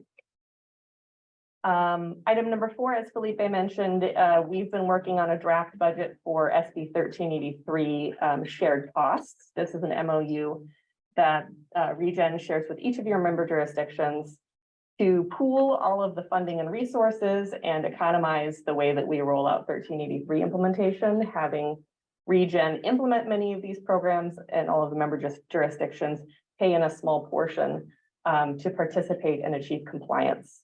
So there will be an item coming up at the next board meeting for your approval of this MOU, and then it would go to your councils as well for approval. We're looking at some minimal increases. They are dependent upon population. So the smallest cities, for example, that have smaller populations, their increase is going from 7,500 up to 9,000. And the city with the largest population is going from 58,000 to 75,000. So you just get a sense of what those increases are. As they relate to the overall franchise fee, we're looking at tenths of percentages. They're very small amounts. And this is for complete 1383 compliance for your cities. And also the franchise management provided by HF&H. Yeah. So with that, I'll happy to take any questions. And we have our TAC chair, Mike Nickham, and Ted Tarajas here on the Zoom call with us if they can answer any questions as well. So provide comment. Great, thank you. Other questions from the board? Yeah, in the 70s, we had a edible food recovery program. It's called dumpster diving. And then, they actually leave at the dock all of their produce that kind of look a little discolored and stuff like that. But then I guess because of liabilities or whatever, they started closing that off, making their dumpsters part of their thing, so you don't have access to anything. Are they planning on trying to, and I think it's because of liabilities, that people would rather be safe than sorry, that they don't offer that as a, you know, we came across one time a big case of Kobe cheese that just had like a little mold on the end. And it was only like, you know, maybe a 5% loss. But there's so much food that is out there. And if you kind of roll back and go back to the older days and, you know, where it was a community activity, the stores would leave it out and we'd be able to take advantage of that.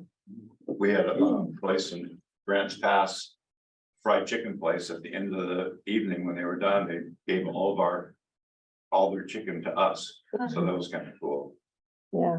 And then we had 2-day-old donuts, made bread pudding out of that. So there was a lot of food out there.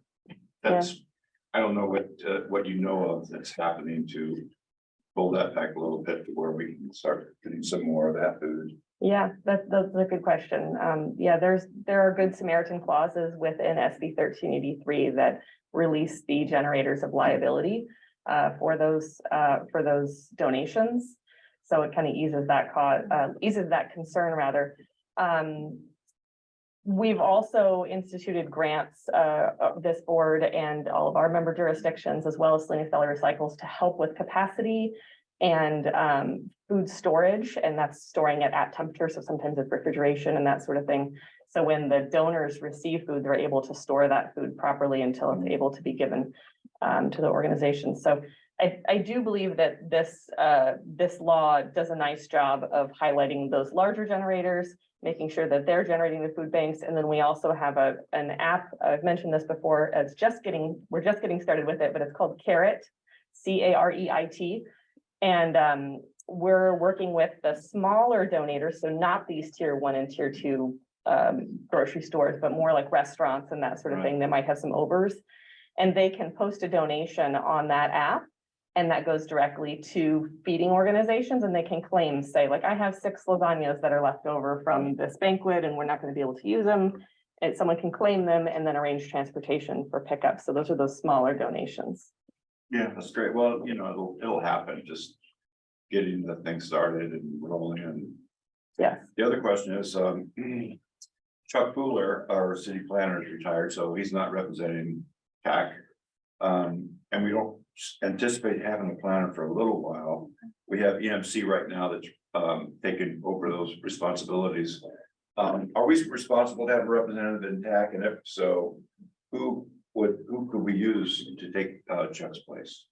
I would recommend that you have a representative in place because these once a month meetings are very important for getting that information to staff. I have reached out to your city staff, and EMC did participate in the March meeting of their TAC. They did not participate in the April meeting of the TAC. But we have an email address that's been identified, planning@sancity.ca.gov or something that goes to EMC, and apparently will also go to any new staff member that will come on board. So we're tracking to make sure that involvement Okay, great. is there. Thank you. Thank you so much. Did we ever, or did you ever get a report or more? I think last time you said something about they wanted to work the numbers a little more about the lid flipping. Yes. Are we still waiting for that? We are, yeah, we just conducted our second round of lid flips, actually. So the first round was in October 2022, and we just conducted the second round in March. And our edible food recovery group, a subgroup of our TAP, received a draft presentation of that from Blue Strike Environmental, who does the actual lid flips from us. So we were able to review the presentation just yesterday, and it'll go before the whole TAC. And if this board would like to see that presentation, we can also make that happen if you're interested in seeing contamination results. I definitely would like to see the results, so not a full presentation. Okay. Okay. Great. All right, thank you. Is Brian McCarthy is a member of the public or a TAC member? Member of the public. Okay. Mike, did you have something to say? I saw your hand up earlier. No, Zoe covered it. Okay, all right, thank you. Seeing that there's a member of public here, I'm gonna open public comments for please limit your comment to 3 minutes. Thank you, Chair Campbell. Brian McCarthy. I'm a resident of Marina. My comments, of course, are my own. One of my hobbies is to test kind of new emerging technologies. And I want to share with you briefly one of those technologies that is sitting next to me in my kitchen, next to my recycle and trash bin. It's called the Mill. And it's a company that, by the way, I'm not affiliated with in any way, but I've kind of become a self-appointed ambassador of this technology because I think it's really neat. And it kind of looks at the organics diversion in a pretty progressive and new way. And it is to say that it looks at it by saying that, of course, food is not trash, but also that food is not compost. Food is food. And I've heard kind of a lot of that discussion from the board today. And actually, what I'd like to do, if Zoom will let me, is just share a 60-second video from their own website. I think it will let me, if that's okay, Chair. Yes. And so can you see that okay? Timmy likes his egg salad sandwiches with the crusts cut off. Mr. and Mrs. Tanaka like bananas every morning with their tea. Lily loves leftovers. A trout for Tracy, a grapefruit for Gary. Whoops.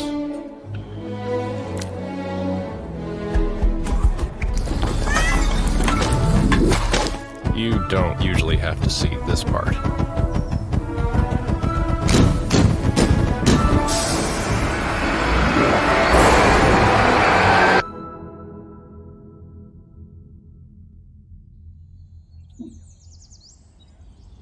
So we invented something. Here we go. Mill. Kitchen scraps go in.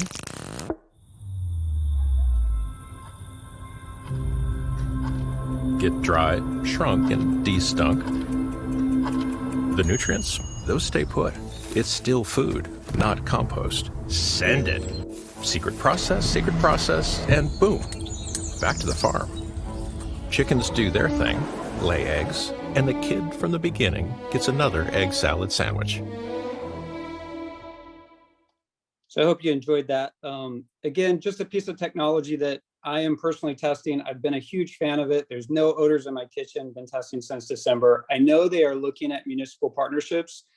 Perhaps Monterey isn't the right fit, but I would encourage staff to at least reach out and see if maybe there's room for any educational pieces as you go to the schools and kind of share this technology. I think it's just really cool. And I think we need to continue to look at innovative ways of diverting food. And as I heard from the board today, a lot of that starts with eating less and realizing that food is still food and it doesn't belong in the landfill.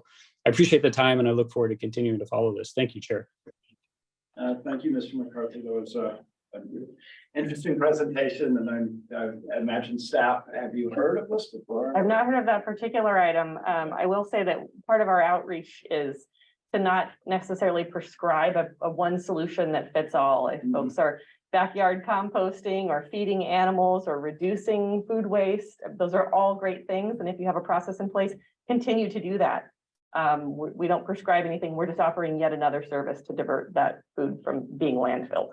I just have one comment on it. I think it has value in, Brian's study that he's doing at home, and maybe for our own personal study, is to start associating what 1 bucket of food waste is costing the consumer, right? So we can add values to what we're thinking.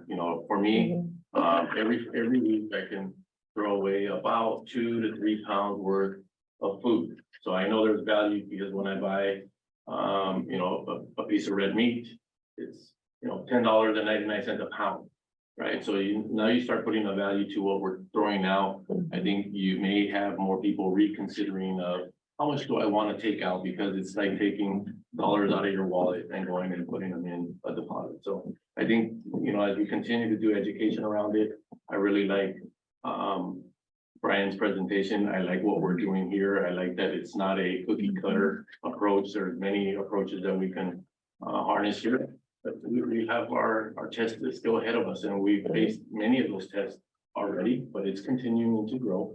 And I think Mayor Peak mentioned too, is our landfill may have a desired life expectation, but we may have policy that changes what our vision of the life is, and technologies are coming into play. So it warrants that we have these discussions and continue to see them right in front of us. So I think dollar amounts to pounds on average would have an impact of could I save more money in a time of inflation, fuel cost? Everything is up right now, rents are up, so, and just the cost of living here in Monterey County in general is, if you haven't been here and you're trying to come from another place, it's often difficult because of the economics around it. So appreciate your time, Brian, and your efforts around it, and then the communication and education team, the ongoing effort to make sure that we're pressing as best we could, and that we have the valued interest of being a steward for our community. Thank you. Can I get approximate costs from, Ryan? Sure. Yeah, Brian, did you hear that question? Yes, Chair. So they have a couple of membership models. Basically, I think what they're aiming for is $33 a month. And what you do is you actually mail the food back, but they've done the calculations and say that the greenhouse gas emissions are still less by mailing food back and having them process it and turn it into chicken feed. So $33 a month is a short answer. And what some municipalities have done is partner to reduce that cost a little bit. Thank you. Great, thank you. So thank you very much for the presentation and all the work that the TAC is doing. Mike and Ted, thank you, and I think we will move on. I do not believe we had any other correspondence. Okay. General Manager Communications. All right, thank you, Chair. I have a few general manager communications. You know, again, we touched a little bit on the increase of tonnage and transactions across the scales from, I would call it the weather impacts that we had in general. Our group has done a really good job to really try to support the efforts, Cal OES and FEMA, and really tracking that volume. But we also had a conservative effort. If anybody else we're able to monitor and tag you with, it's part of a cleanup. So we have some totals for you, which I thought were very impressive.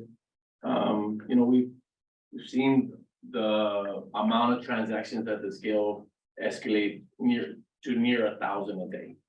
957 was the day immediately after the pothole started its cleanup, and we've seen days where transactions over the scale is short of 1,000, and then we have way outs that are roughly 300. So we're seeing about 1,300 to 1,400 transactions. Thank you to the scales team. Jessica is the supervisor, and then she has a team below her as well.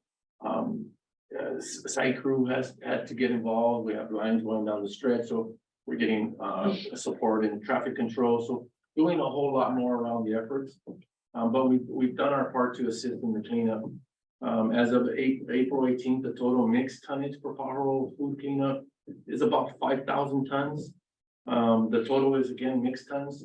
The FEMA tonnage that we are tagged, thank you, David and Jessica again, and Garth really working on trying to capture the tonnage, was about 2,500 tons that came across the scales.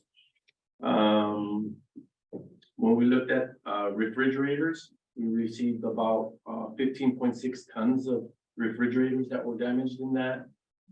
Soil, we had about 420 tons of soil come across the scale that we can ear tag. Again, the number could be higher if somebody came across and we didn't identify it, or we couldn't identify it ourselves, but we took our best attempt to capture it. Concrete, we took about 4 tons of concrete. And then when we just look at FEMA alone, you know, we had total tons of about 2,500, 2,100 of C&D, 15.6 tons of refrigerators, 3.47 tons of concrete, and about 300 tons of soil. So really good job separating, getting it to the right place. An orchestration between, you know, David and the engineering team to work with the county, to work with staff, to get the ops manager to go visit the sites every day. It really a conservative effort from everyone to contribute where we needed to, so that we can provide the service that was required for the team. So outstanding job. I'm really glad to and proud of our team and the support that we were able to offer up as a service to the region.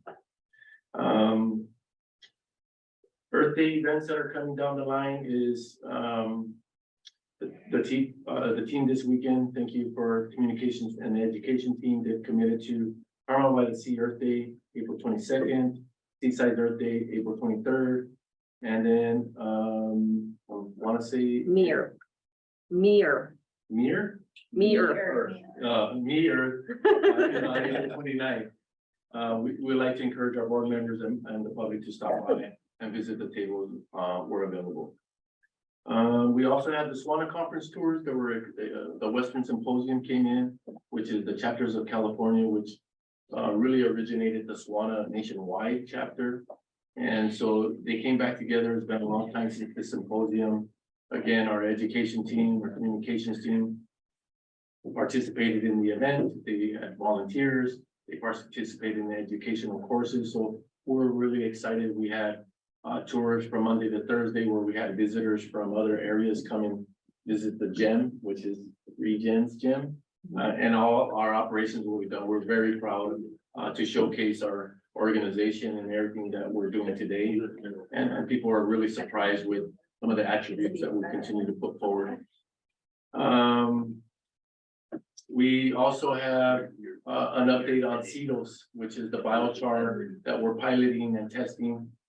They got their first MBARD permit, which is one of the many steps that they have to accomplish before we can actually turn the machine on and start utilizing it. But we're seeing momentum starting to build, and we may start seeing some biochar produced here in the very near future. So we're excited to accelerate that process. Finally, I have Jay and I participated in a meeting with John and George from the district attorney's office, and they're primarily the environmental segment of the DA's office. And you know, the integrated litter abatement task force has been working on how do we curb abandoned waste and waste that's being thrown. We have Lapis Road, where Citizens for a Sustainable Marina come out once a month, do a cleanup, and then our staff will drive by and pick up all the bagged material. So that's an ongoing effort. I was really happy to be approached by the district attorney's office, and you know, Mayor Delgado, you know, he's out there consistently every month with his team picking, and he actually crossed paths with the district attorney's office, and we wanted to collaborate a little bit more of what we can do. So we have a few more ideas, but I just wanted to announce that we did meet. We had a lot of collaboration. We're using some AI technology with some visuals and some cameras.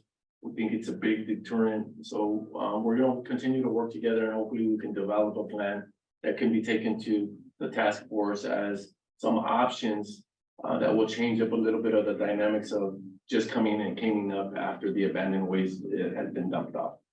So I'm excited about that. I think it's time. I think we have some technology. I think we have some items that are favorable where all the agencies can share from this one success, and we're really going to target Lapis Road. So I'm excited to bring more in the future. Thank you.